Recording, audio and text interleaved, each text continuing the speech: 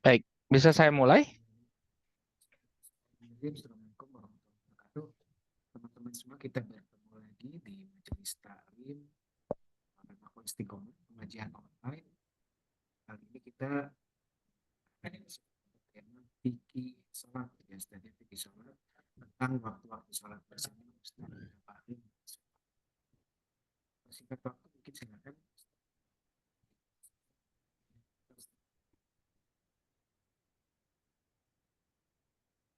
Halo, Pak Ujum?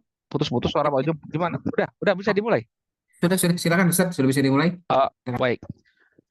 Baik, bismillahirrahmanirrahim. Innal hamdalillahi nahmaduhu wa nasta'inuhu wa nastaghfiruh wa na'udzu billahi min syururi anfusina wa min sayyiati a'malina. Man yahdihillahu fala mudhillalah wa man yudlil fala hadiyalah.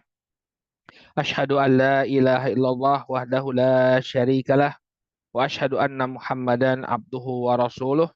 Allahumma salli wa sallim ala nabiyyina Muhammad wa ala alihi wa sahbihi wa man ittaba'a hudahu ila yaumiddin amma ba'd. Saudaraku kaum muslimin yang dirahmati oleh Allah, alhamdulillah puji syukur kita panjatkan kepada Allah Subhanahu wa taala atas segala nikmat yang telah Allah Subhanahu wa taala anugerahkan kepada kita semua. Salawat serta salam semoga senantiasa tercurah kepada junjungan kita Nabi Muhammad, kepada keluarga, para sahabat dan pengikut beliau hingga akhir zaman. Insya Allah di kesempatan kali ini kita akan kembali melanjutkan pelajaran kita yang membahas fikih sholat. Pada pertemuan yang terakhir kita telah bahas apa itu definisi sholat, kemudian apa hukum sholat, yakni dalil-dalil yang menunjukkan wajibnya sholat, terutama sholat 5 waktu. Demikian juga telah kita bahas hukum orang yang meninggalkan sholat. Nah, sekarang pembahasan kita akan berpaling pada pembahasan waktu-waktu sholat. Nah, ini penting ya, karena kita diperintahkan untuk melaksanakannya setiap hari itu 5 kali. Ada 5 sholat yang harus kita lakukan. Dan 5 sholat ini memiliki batas waktu tertentu. Batas waktu tertentu. Dalil yang menunjukkan bahwa sholat itu memiliki batas waktu tertentu adalah firman Allah Subhanahu wa taala dalam surat An-Nisa ayat yang ke-103. Dalam surat An-Nisa ayat yang ke-103 Allah Subhanahu wa taala berfirman, "Inna salata kanat 'alal mu'minina kitaban mawqutan." Sesungguhnya salat ya itu merupakan kewajiban yang ada batas waktunya bagi orang-orang yang beriman. Jadi batas waktunya itu ada. Jadi tidak kemudian bisa dia rekap misalnya sholat 5 waktu ya langsung dia jalani dalam satu waktu begitu ya 5 sholat dalam satu waktu direkap begitu tidak. Tapi ada waktunya. Nah kalau ada yang bertanya dari mana kita dapatkan batas-batas waktu ini, maka kita kembali kepada perintah sholat 5 waktu. Allah Subhanahu Wa Taala berikan kepada Nabi Shallallahu Alaihi Wasallam dalam peristiwa Isra wal Mi'raj. Nah, setelah itu Allah Subhanahu wa taala langsung menugaskan Jibril alaihissalam ya untuk mengajarkan kepada Nabi Shallallahu alaihi wasallam tentang waktu-waktu sholat tadi. Jadi kalau ditanya dari mana Nabi mengetahuinya, dari Allah Subhanahu wa taala melalui perantaraan Jibril. Ya, jadi 5 waktu tadi ditetapkan dengan wahyu. Jadi bukan dengan pikirannya Nabi Shallallahu Alaihi Wasallam. Oh ini idealnya subuh, kemudian zuhur, kemudian asar, enggak. Tapi ini berdasarkan wahyu. Makanya kita sami'na wa ata'na. Sami'na wa ata'na, kita mendengar dan taat dengan ketetapan yang telah diberikan oleh Allah Subhanahu wa taala. Ya, jadi jumlah rokaat demikian juga waktu-waktunya ini didasari oleh wahyu. Nabi Shallallahu Alaihi Wasallam hanya menjalankan dan menjelaskannya kepada umat manusia. Adapun ketentuannya ini berasal dari Allah Subhanahu wa taala, berasal dari Allah Subhanahu wa taala.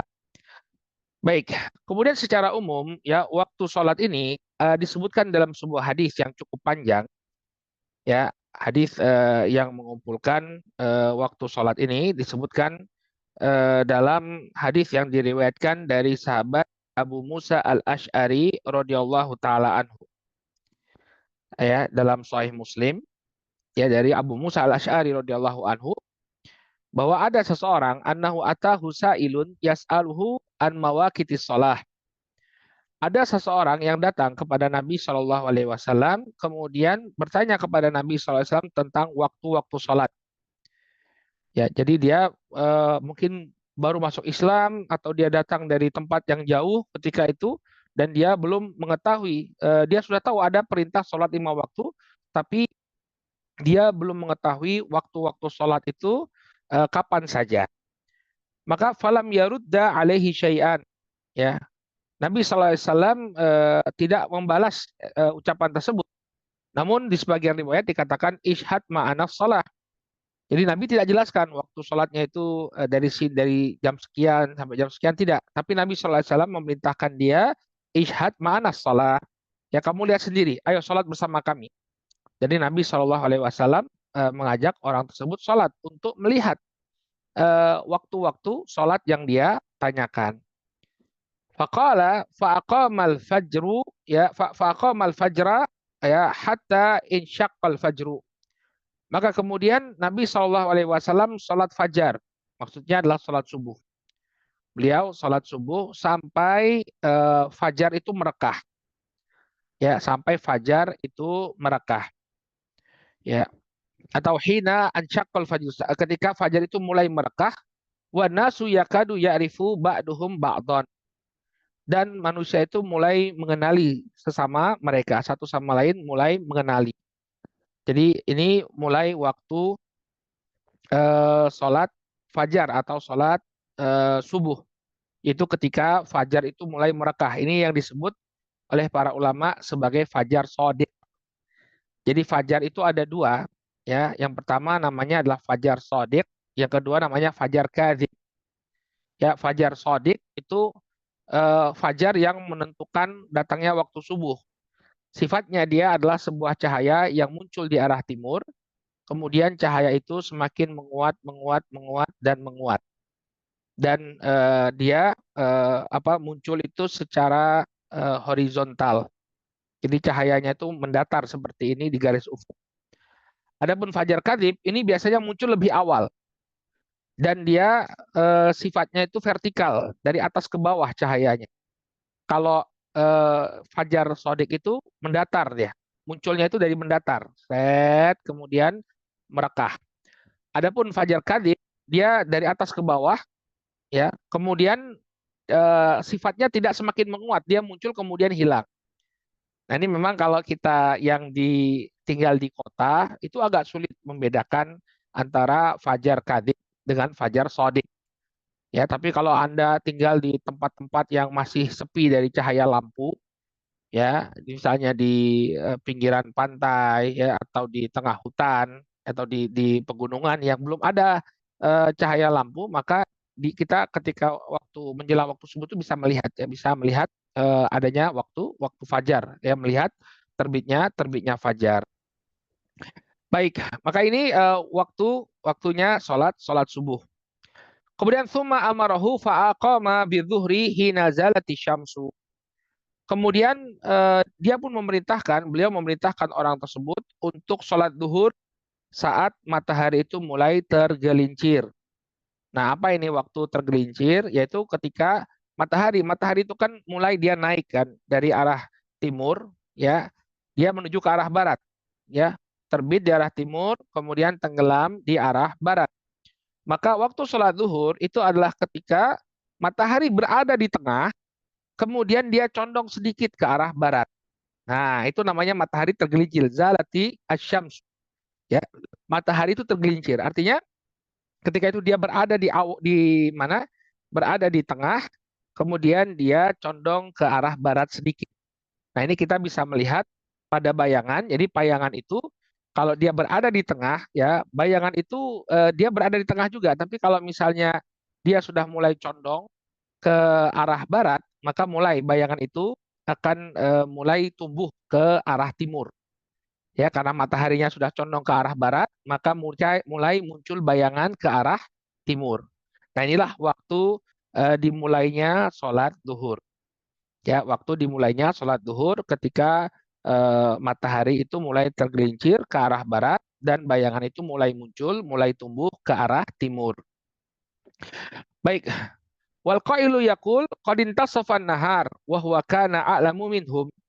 Dan ketika itu ada orang yang mengatakan eh, waktu tengah siang telah tiba. Ya, waktu tengah siang telah tiba. Wa huwa kana a'lam, ya, kana a'lama minhum. Padahal Nabi SAW adalah orang yang paling paham tentang waktu tersebut. Jadi ada orang yang mengatakan ya waktu tengah siang telah tiba, ya, maka Nabi paham, ya, maka Nabi Shallallahu Alaihi Wasallam memerintahkan untuk sholat saat matahari itu telah mulai tergelincir ke arah barat.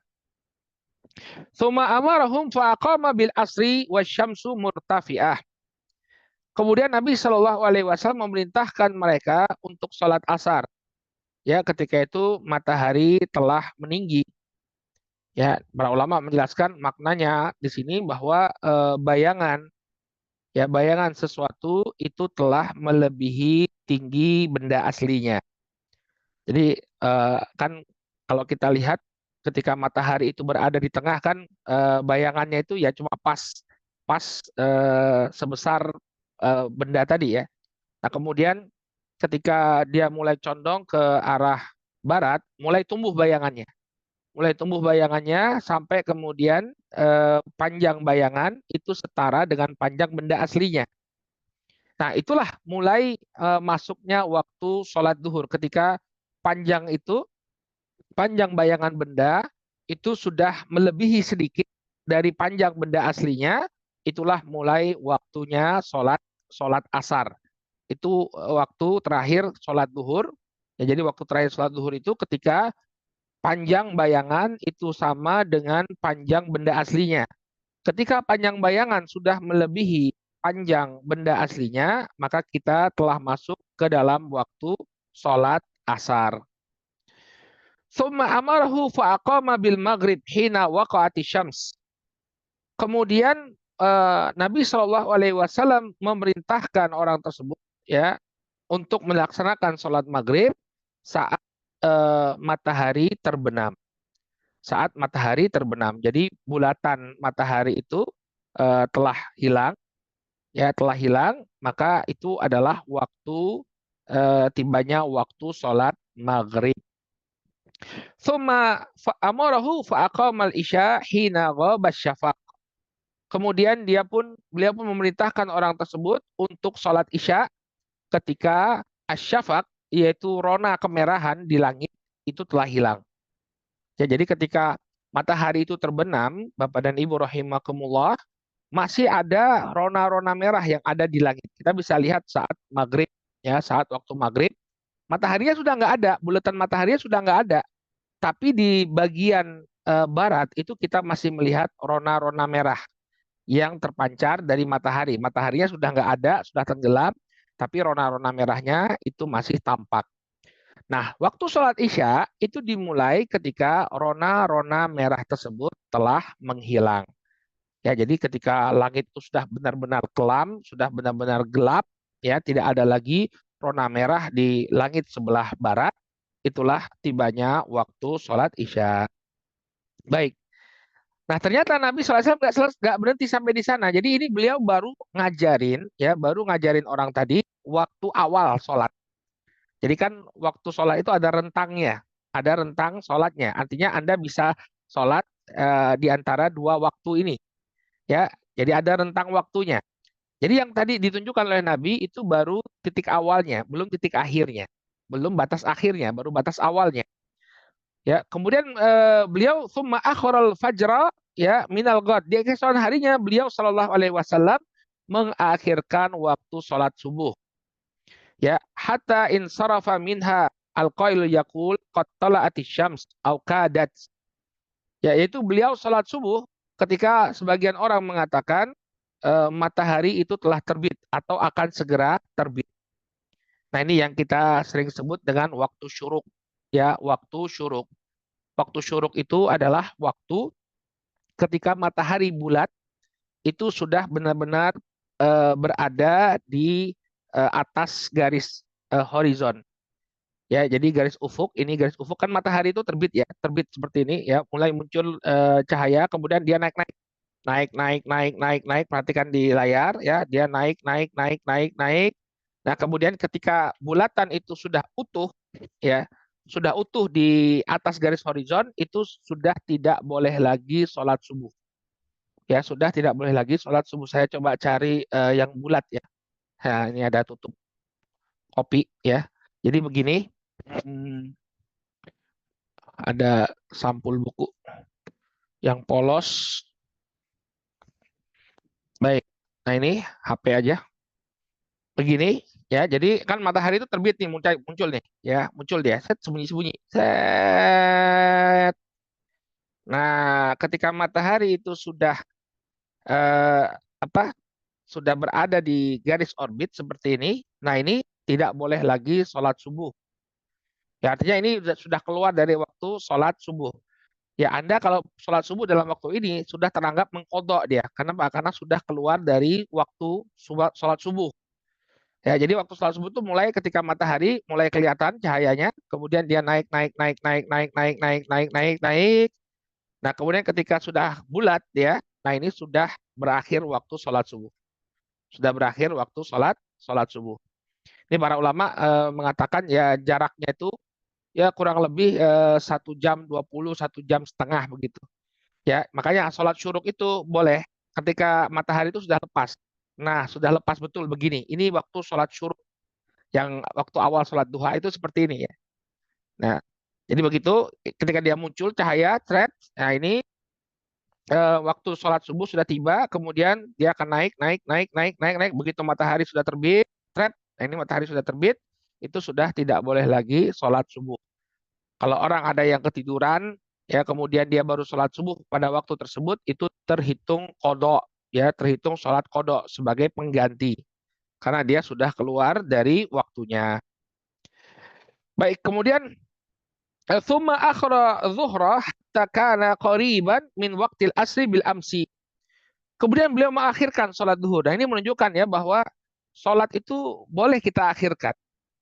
Ya, memang yang paling afdol adalah sholat di awal waktu, ini yang paling afdol. Tapi boleh, misalnya kita ada hajat ya atau ada kebutuhan, itu boleh kita kemudian mengakhirkan waktu sholat.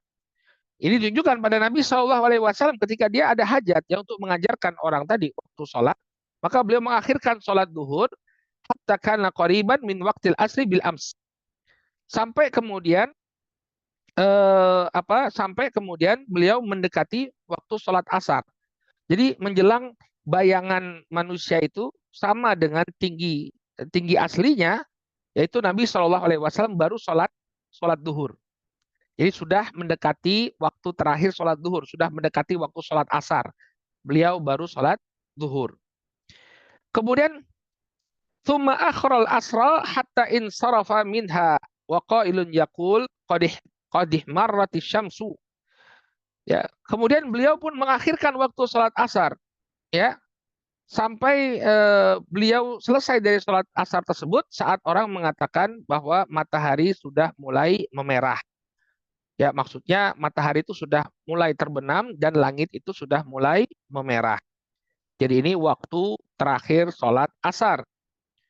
Thumma akhlal maghriba hatta kana inda sukuti syafaq. Kemudian beliau mengakhirkan sholat maghrib sampai eh, rona-rona merah yang ada di langit itu hilang. Jadi beliau menjelang rona-rona merah itu masih ada tersisa sedikit. Rona-rona merah itu di langit, beliau sholat maghrib. Thumma akhiral isya hatta kana ya thulutsal lailil awal. Kemudian Nabi SAW pun mengakhirkan sholat isya sampai di sepertiga malam yang pertama. Sepertiga malam yang pertama. Jadi kalau misalnya sekarang kita itu taruhlah maghribnya di Bandung teh jam berapa Pak Ujung? Setengah 6 ya? Waktu sholat maghrib. Ya, kalau di Jogja masih Sholat pas setengah maghrib 6 sih. sekarang mendekati ke jam 6. Iya, Start kalau di Jogja, 17.50 sekian. ya, 17.50 sekian kalau tidak salah. 17.53 kalau tidak oh, salah di Bandung. baik. Kalau di Jogja kan jam 17.30 tuh waktu maghrib. Waktu subuh taruhlah jam setengah 5. ya berarti kan Ya, ada setengah betul. sekitar 11 jam waktu malam. Jadi kan waktu malam itu Hmm. dihitung mulai dari terbenamnya matahari sampai waktu Hmm. terbitnya fajar. Ya, jadi sekitar 11 jam. Nah, 11 jam kita bagi tiga. Ya, 11 jam dibagi tiga, itu 3 jam, 3 jam, 3 jam, sisa 2 jam dibagi tiga, 120 menit dibagi tiga, itu berarti 40 menit. Jadi 3 jam 40 menit. Ya, 3 jam 40 menit itu waktu sepertiga malam. Nah, setengah enam, kemudian kita tambahkan 3 jam 40 menit. Setengah enam tambah 3 jam, ya berarti setengah sembilan. Benar ya, setengah sembilan. Sebentar, setengah enam tambah tiga berarti setengah sembilan, betul. Maksudnya betul. Kemudian ditambah 40 menit, berarti sekitar jam 9 lewat Iya. 10. Oke. Benar nggak ini? Ya, seperti 3 jam 40 menit. Ya, setengah enam tambah 3 jam, setengah tujuh, setengah delapan, setengah sembilan. Betul, setengah sembilan tambah 40 menit, berarti jam 9, Segera habis 10 ya, betul. jam 9 lewat 10. Lewat Ya, 10 betul berarti tuh. jam 9 lewat 10 baru Nabi Shallallahu Alaihi Wasallam sholat Isya. Ya, baru sholat Isya. Fuma asbaha, kemudian tibalah waktu pagi, pada ila, kemudian Nabi Shallallahu Alaihi Wasallam memanggil lagi orang yang bertanya, sini kamu. Faqala al-waktu baina hadain, maka waktu sholat antara dua waktu yang ditunjukkan oleh beliau alaihi salatu wassalam. Ya, tapi untuk waktu sholatul isya, ya, sholat isya yang ditunjukkan oleh Nabi, memang beliau seakan-akan sholat isyanya itu sampai sepertiga malam yang pertama. Tapi pendapat yang paling kuat ya dalam riwayat yang lain, ditunjukkan bahwa waktu sholat isya itu adalah sampai waktu sholat subuh, sampai tibanya waktu sholat subuh. Baik, jadi ini hadis yang cukup panjang ya, menunjukkan kepada kita waktu sholat. Sebenarnya untuk di masa sekarang ya, ya ini untuk basic ilmu aja, untuk wawasan aja Pak Ujung. Kenapa? Karena kita pun sudah ada waktu tabel sholat ya, tabel sholat. Maka kita cukup merujuk kepada tabel waktu sholat yang sudah dikeluarkan oleh Kementerian Agama ya, atau oleh badan-badan yang memang menentukan waktu-waktu sholat. Cuma kita perlu tahu basicnya. Basicnya itu seperti apa yang disebutkan oleh Nabi alaihi salatu wassalam. Ya, jadi waktu-waktu sholat itu ditentukan dengan apa yang disebutkan oleh Nabi alaihi salatu wassalam. Nah, kalau kita dulu di pondok pesantren, waktu saya mondok pesantren di Gresik, Jawa Timur, kita bikin alat ya, kita bikin alat. Jadi alat itu berupa sebuah triplek gitu ya, yang ditaruh di tempat datar. Kemudian ada paku di tengahnya, ada paku di tengahnya. Kemudian di sini kita nanti menentukan ya, saat saat paku ini tidak punya bayangan, nah itu berarti kita sedang berada di tengah siang. Kalau dia sudah mulai punya bayangan sedikit ke arah barat, itu artinya tibanya waktu sholat duhur. Nah, jadi waktu kita di pondok kita nggak pakai tabel dari Kemenak gitu. Jadi kita pakai lihat langsung gitu. Karena memang untuk praktek fikih para santri juga. Jadi gini paku, kemudian di sini ada apa triplek warna putih, jadi biar jelas kelihatan bayangannya. Jadi kalau dia sudah nggak punya bayangan, ya benda itu nggak punya bayangan, paku yang berdiri tegak 90 derajat itu tidak punya bayangan, berarti itu waktu tengah siang. Nah kemudian kalau dia sudah mulai punya bayangan ke arah barat, barat, bayangannya ke arah timur ya, bayangannya ke arah timur, ini menunjukkan bahwa matahari sudah mulai bergerak ke arah barat. Nah, berarti kalau sudah mulai punya bayangan ke arah timur, ini menunjukkan tibanya waktu sholat duhur. Nah, kemudian kalau bayangan ini sudah sama, nah itu menunjukkan akhir waktu sholat duhur. Kalau bayangan itu sudah lebih tinggi daripada bendanya, itu sudah menunjukkan waktu sholat asar. Ya, kalau bayangan ini sudah lebih panjang daripada tinggi tinggi bendanya, maka sudah tiba waktu sholat asar. Nah, kemudian untuk maghrib bagaimana? Untuk maghrib muadzinnya naik ke lantai dua, kemudian melihat ke arah barat, melihat ke arah barat. Ya, ketika bulatan matahari, kita alhamdulillah waktu itu tinggalnya di daerah tambak. Jadi sepanjang mata memandang itu nggak ada bangunan. Ya, jadi arah barat itu kelihatan bagaimana matahari itu tenggelam. Nah, ketika bulatan matahari itu sudah tenggelam, ya, jadi Kalau tadi matahari di arah timur, sekarang matahari di arah barat. Ini matahari nih ya, di arah barat nih. Set, ketika dia sudah mulai terbenam, tak, nah bulatannya udah nggak kelihatan lagi. Nah itu waktu sholat maghrib, waktu buka puasa. Nah hanya saja ketika dia tenggelam, ini cahaya-cahaya merahnya masih masih kelihatan ya, cahaya-cahaya merahnya masih kelihatan, walaupun bulatannya udah nggak ada. Nah ketika cahaya ini masih kelihatan, itu menunjukkan masih boleh sholat maghrib. Tapi begitu eh, apa namanya rona-rona merah itu sudah nggak kelihatan, berarti sudah masuk waktu sholat sholat isya, sudah mulai waktu sholat isya. Ketika rona-rona merah tersebut tidak lagi kelihatan. Baik, maka ini adalah hadis yang secara umum menunjukkan 5 waktu sholat dalam sehari dan semalam. Kemudian ada hadis-hadis yang khusus juga ya, hadis-hadis yang khusus seperti sholat fajar ya. Sholat fajar, waktu sholat fajar disebutkan dalam hadis yang diriwayatkan oleh Imam Muslim. Waktu sholat subhi min tulu'il fajri malam tadlu'u syams. Waktu sholat subuh adalah ketika fajar itu mulai terbit sampai terbitnya matahari. Ya, apa bedanya terbitnya fajar dengan terbitnya matahari? Kalau terbitnya fajar, yaitu dia mulai muncul cahaya di sebelah timur. Ya, cahaya ini yang semakin menguat. Nah, itu namanya fajar shodiq.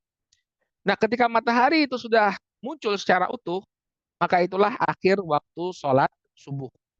Akhir waktu sholat subuh. Ya. Kemudian waktu sholat zuhur, nah, yang tadi pakai bayangan, Ustadz tadi pakai bayangan, perasaan dalam hadis yang bertanya tadi nggak disebut tentang bayangan sama sekali. Maka dalil yang menunjukkan bahwa penentuan waktu sholat zuhur itu eh, apa? Dilihat dari bayangan adalah hadis yang diriwayatkan oleh Imam Muslim, di mana Nabi SAW mengatakan, waktu zuhri idza zalati syamsu wa kana dhillur rajuli katulihi malam yahduri al asru.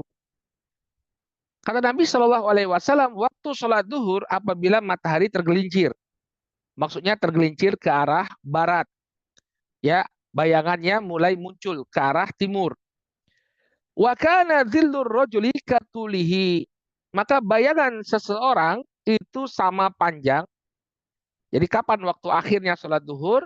Ketika bayangan seseorang ini sama dengan panjang tubuh sebenarnya.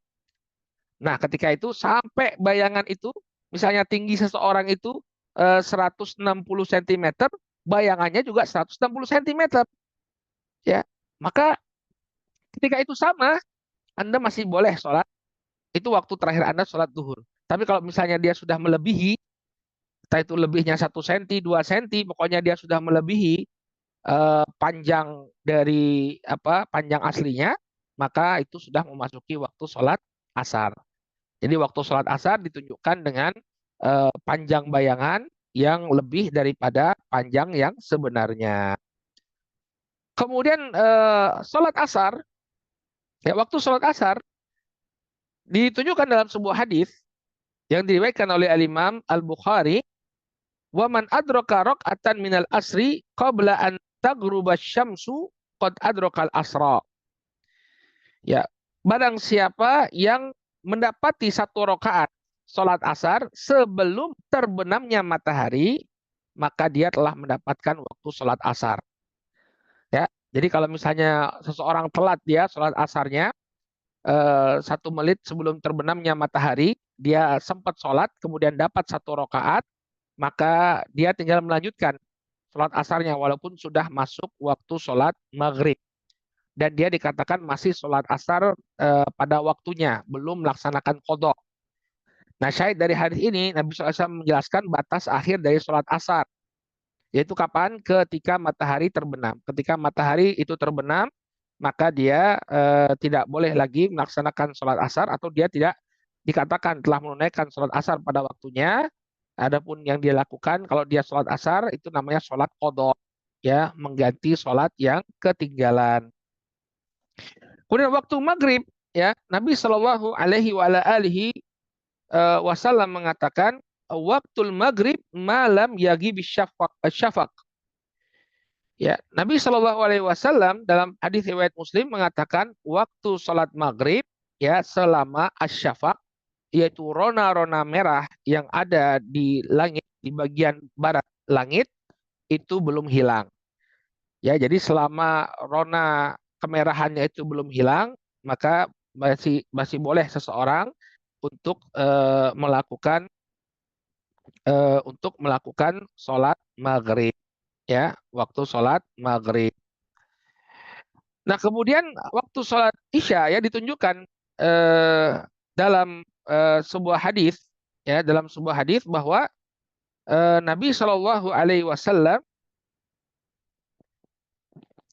eh, mengatakan kepada Abu Qatadah di dalam hadisnya Abu Qatadah, jadi ketika itu ada seseorang yang tertidur, kemudian dia tidak sholat isya di awal waktu.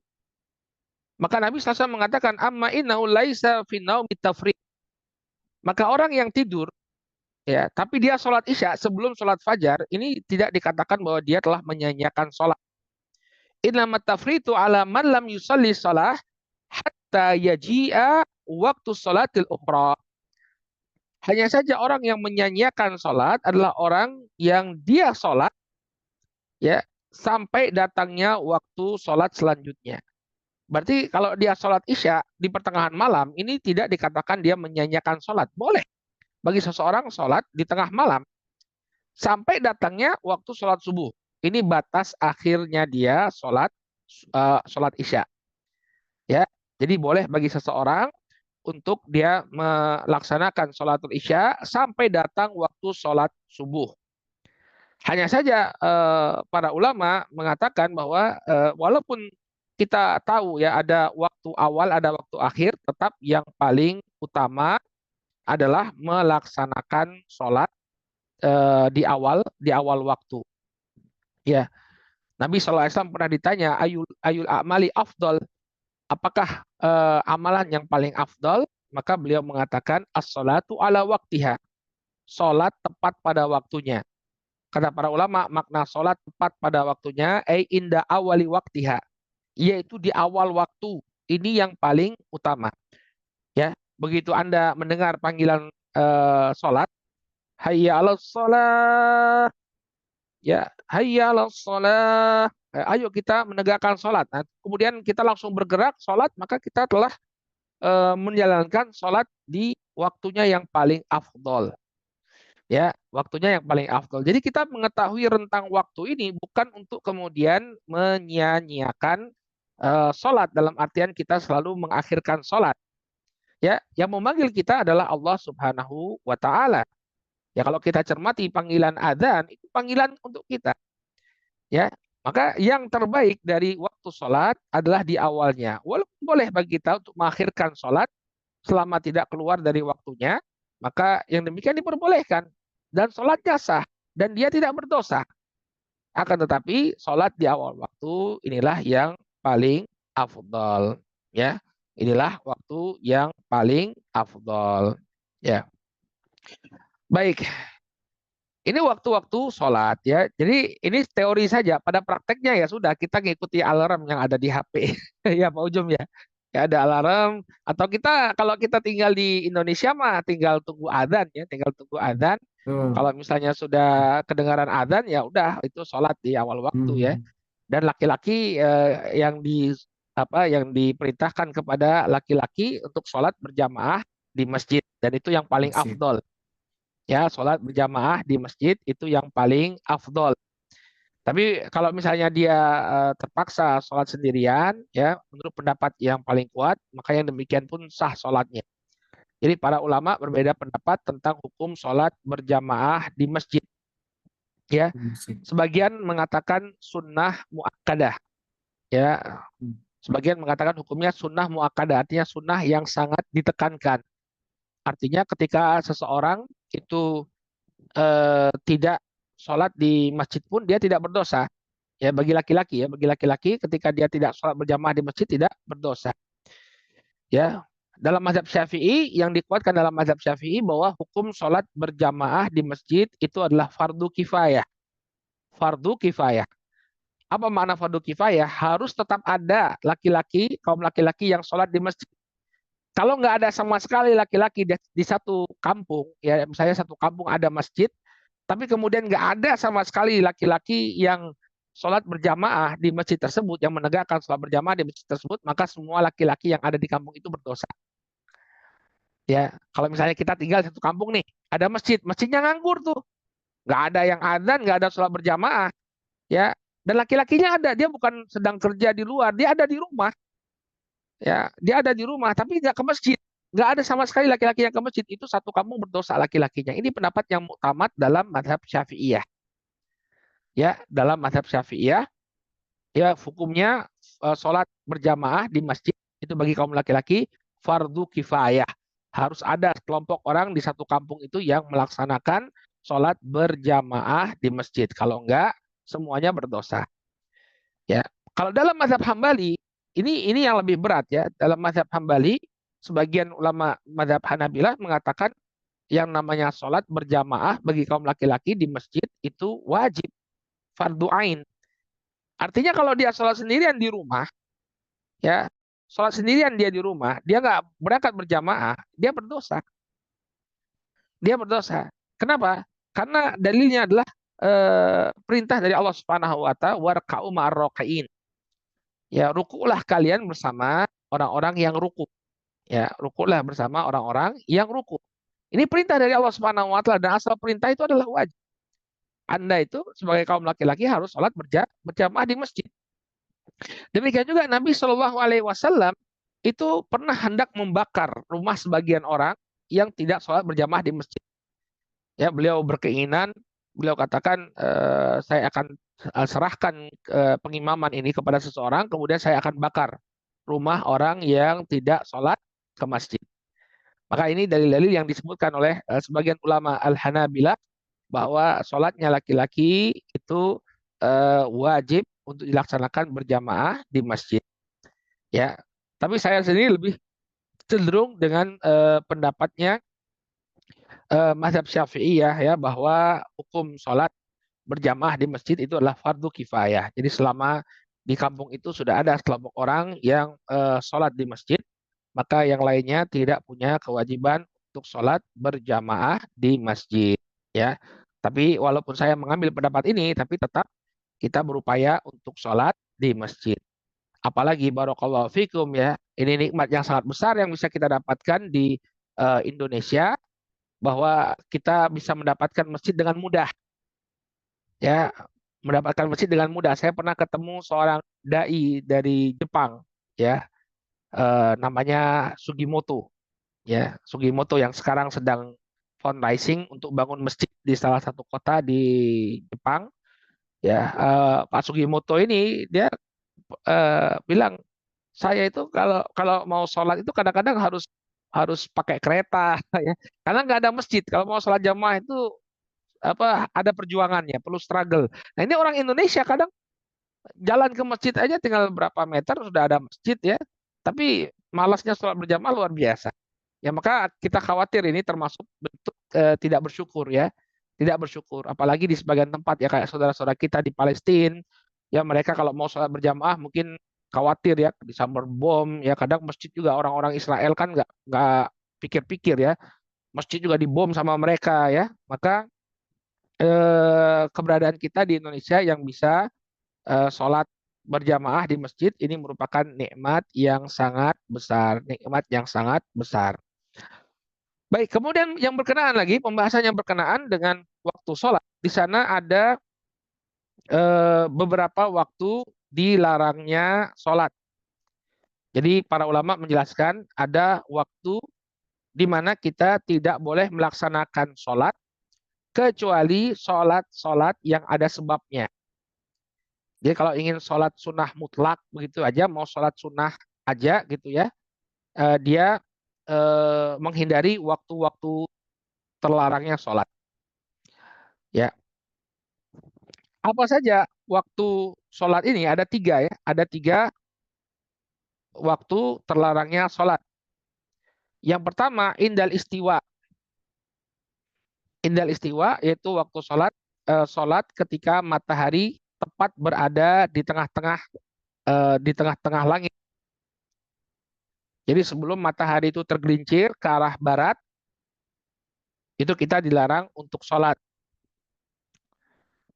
Kemudian waktu yang kedua, ba'da sholati subhi tartafi asyamsu karumhin fi nadhari.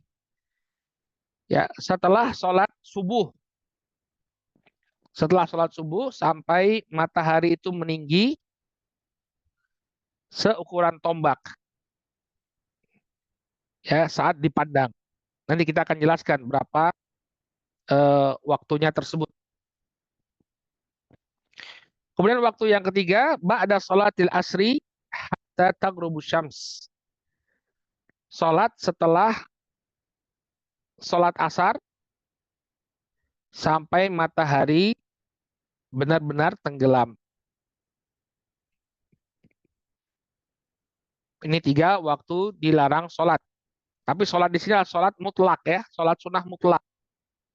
Ya kita pengen sholat aja gitu ya, kita wudhu kemudian pengen sholat aja. Nah itu nggak boleh di 3 waktu ini. Tapi kalau misalnya sholat qadha ya atau eh, sholat apa seseorang yang mengqadha sholatnya atau dia baru masuk masjid ya masuk masjid di 3 waktu terlarang ini boleh-boleh saja dia untuk sholat. Yang dilarang di sini adalah sholat sunnah mutlak, sholat sunnah yang tidak memiliki sebab. Nah dalilnya adalah sebuah hadis yang diriwayatkan oleh Imam Muslim dari Uqbah bin Amir radhiyallahu anhu. Beliau mengatakan salatu saat karena Rasul Shallallahu Alaihi Wasallam yanhana an nusalliya fihinna. Ada 3 waktu di mana Rasul Shallallahu Alaihi Wasallam itu melarang kami untuk sholat padanya. Ya, wa an nukabbira mautana, dan Nabi melarang kami untuk menguburkan orang-orang yang meninggal. Jadi ada 2 kegiatan yang dilarang oleh Nabi Shallallahu Alaihi Wasallam untuk dilakukan di waktu-waktu ini. Yang pertama, hina tallu asyamsu bazighatan hatta tartafi'a. Ya. Yang pertama adalah waktu ketika matahari itu terbit. Ya, mulai terbit hina tallu syams bazighatan hatta tartafi. Ya, sampai kemudian matahari itu benar-benar benar-benar meninggi. Jadi sebagaimana kita jelaskan tadi. Ya, seperti yang kita jelaskan tadi, batasnya ini ketika matahari mulai terbit setelah sholat subuh sampai matahari itu benar-benar terlepas dari garis ufuk. Nah ini baru boleh untuk sholat. Kemudian hina yaqumul qaim dhahiratu ya hatta tamila syams. Ya. Kemudian yang kedua ya ketika hewan tunggangan itu mulai bangkit sampai matahari itu condong. Nah ini maksudnya hina yaqumul qaimu adh-dhahirah itu artinya waktu ketika berada di puncak panas ya di pertengahan siang. Ini kebiasaannya onta-onta orang Arab zaman dahulu, mereka akan bangkit dari tempat duduk mereka. Ya sebelumnya onta-onta itu mereka menderum, artinya mereka duduk, tapi begitu panas itu mulai menyengat, mereka akan bangkit. Hatta tamila syams, sampai kemudian matahari itu condong atau tergelincir. Wahina tadayyafa syamsu li ghurub ya hatta taghrub. Kemudian waktu yang ketiga ketika matahari itu mulai terbenam. Jadi maksudnya ketika ya dari waktu asar itu sudah mulai bergerak ingin terbenam sampai dia benar-benar terbenam. Maka ini adalah 3 waktu terlarangnya sholat. Ya. Tapi kalau dia misalnya punya sebab, ya, dia punya sebab, misalnya dia baru selesai wudhu, dia pengen sholat, maka yang demikian tidak mengapa. Atau sholat tahiyatul masjid, ya, maka yang demikian boleh bagi dia untuk sholat di waktu-waktu tersebut. Jadi yang tidak diperbolehkan dia melaksanakan sholat di waktu tersebut adalah sholat-sholat yang tidak memiliki sebab. Ya, atau misalnya dia mengkodok sholatnya, ya, sholatnya dia ketinggalan misalnya, atau dia ketiduran. Maka kalau sholatnya itu dia ketiduran dari sholatnya, kapanpun dia ingat, maka silahkan bagi dia untuk melaksanakannya walaupun di waktu-waktu yang terlarang. Ya, Nabi Shallallahu Alaihi Wasallam pernah beliau sholat 2 rakaat setelah sholat asar. Ya, nah, ini kan waktu terlarang, tapi beliau sholat 2 rakaat setelah sholat asar. Maka Ibunda Aisyah radhiyallahu taala anha atau Ummu Salamah radhiyallahu anha bertanya kepada Nabi Shallallahu Alaihi Wasallam, wahai Rasulullah, kenapa kamu sholat 2 rakaat setelah sholat asar? Maka Nabi jelaskan, wa innahu atani nasun min Abdul Qais fasyagoluni ani rakaataini allataini ba'da zuhri. Ya, maka Nabi jelaskan, ini saya baru sholat 2 rakaat ini gara-gara tadi baru didatangi oleh utusan dari Abdul Qais, dari suku Abdul Qais. Kemudian mereka menyibukkanku sampai aku nggak sempat sholat 2 rakaat pada zuhur. Ya, fahumahatan, maka 2 rakaat sholat zuhur tadi aku qadha di waktu asar ini. Nah, ini sehingga para ulama dari sini menjelaskan boleh bagi kita untuk sholat di waktu-waktu yang terlarang selama sholat tersebut memiliki sebab. Ya, sholat itu memiliki sebab. Ya, apalagi kalau dia apa? Dia tertidur misalnya dari sholat asar misalnya, sholat asar. Kemudian ketika dia bangun, ya ini waktu terlarang. Misalnya 15 menit menjelang waktu sholat maghrib, maka dia sholat, ya. Maka nggak apa-apa dia sholat duhur. Ya, misalnya dia nggak apa tertidur dari mulai sholat duhur, ya, sholat duhur dia tertidur sampai sholat asar, ya, kemudian masuklah dia pada waktu terlarang sholat, maka dia laksanakan, ya, sholat duhurnya dia laksanakan, kemudian dia sholat asar walaupun di waktu, ya, di waktu terlarang. Nabi SAW bersabda, man nama an sholatin au nasiyaha falyusalliha idza dzakaraha la kafarata laha illa dzalik. Dalam hadis yang diriwayatkan oleh Al-Imam Al-Bukhari, Nabi SAW mengatakan, barang siapa yang tertidur, ya, dari sholatnya atau dia lupa melaksanakan sholatnya, maka hendaknya dia sholat eh, saat dia sudah teringat. Jadi ketika dia bangun, ketika dia ingat, langsung dia melaksanakan sholat walaupun di waktu-waktu yang terlarang. La kafarata laha illa dzalik. Maka tidak ada kafarah baginya kecuali dia melaksanakan sholat tersebut saat dia mengingatnya. Baik. Kemudian masalah selanjutnya, ya, kita selesaikan ini apa yang disampaikan dalam kitab fikih Al-Manhaji, ya, sebelum kita masuk ke dalam bab adat. Kapan seseorang itu diwajibkan untuk sholat? Ya, jawabannya adalah ketika seseorang itu sudah baligh. Ya, jadi orang itu baru berdosa kalau nggak sholat kalau dia sudah balik. Tapi kalau dia belum balik, maka dia belum berdosa. Dalilnya adalah sabda Nabi Shallallahu Alaihi Wasallam, "Rufi al qalamu an salasa, anisobi hatta yahtalim." Bahwa pena itu diangkat dari 3 orang. Salah satunya adalah dari anak-anak sampai dia mimpi basah. Artinya sampai dia dewasa. Jadi orang itu baru berdosa kalau dia nggak sholat saat dia sudah balik. Ya, kalau perempuan itu haid, kalau laki-laki tandanya itu ada 3. Ya, bisa dalam bentuk dia mimpi basah, atau yang kedua tumbuhnya bulu kemaluan. Jadi kalau di kemaluannya sudah mulai tumbuh bulu-bulu, maka dia sudah wajib untuk sholat. Atau yang ketiga, kalau dia belum mimpi basah juga, kemudian bulu-bulu kemaluannya juga tak kunjung tumbuh, ya, maka ditunggu sampai dia berusia 15 tahun. Nah, jadi terpenuhi salah satu dari 3 syarat ini, ya, baik dalam bentuk dia mimpi basah, Kalau dia tidak mimpi basah, maka dilihat bulu kemaluannya sudah tumbuh atau belum. Kalau tidak, maka ditunggu sampai dia usia 15 tahun. Nah, kalau salah satu dari tiga tanda ini sudah ada pada diri seseorang, maka wajib bagi dia untuk sholat. Kalau dia tidak sholat, maka dia berdosa. Hanya saja, walaupun anak-anak itu belum balik, ya saat dia berusia 7 tahun, syariat kita memerintahkan agar mereka disuruh untuk sholat. Tujuannya untuk pembiasaan. Bahkan saat dia berusia 10 tahun, itu boleh boleh bagi orang tua untuk memukul anaknya yang tidak mau sholat. Tapi coba lihat ya, dibiasakan dulu.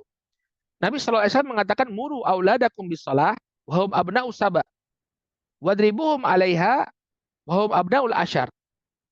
Karena Nabi SAW perintahkanlah anak-anak kalian untuk sholat saat mereka berusia 7 tahun. Dan pukullah mereka saat mereka tidak mau sholat saat mereka berusia 10 tahun. Ya, jadi dari 7 tahun itu anak-anak sudah diperintahkan untuk sholat. Kemudian saat mereka berusia 10 tahun, boleh bagi orang tua, terutama bapak, untuk memukul sang anak kalau dia tidak mau sholat. Nah, saat dia berusia sudah balik, ya wanita itu balighahnya dengan haid, kemudian laki-laki dengan tiga tanda yang kita sebutkan tadi dalam bentuk mimpi basah, demikian juga demikian juga tumbuhnya bulu kemaluan atau dia berusia 15 tahun, maka dia sudah mulai berdosa. Dia sudah mulai berdosa. Wallahu taala a'lam bishawab. Ini yang bisa kita bahas ya tentang waktu-waktu sholat dan kapan seseorang itu diwajibkan untuk sholat. Ya, kita cukupkan dulu sampai di sini. Insya Allah di pertemuan yang akan datang kita akan bahas tentang adzan dan iqamah. Tentang adzan dan iqamah. Wallahu taala a'lam.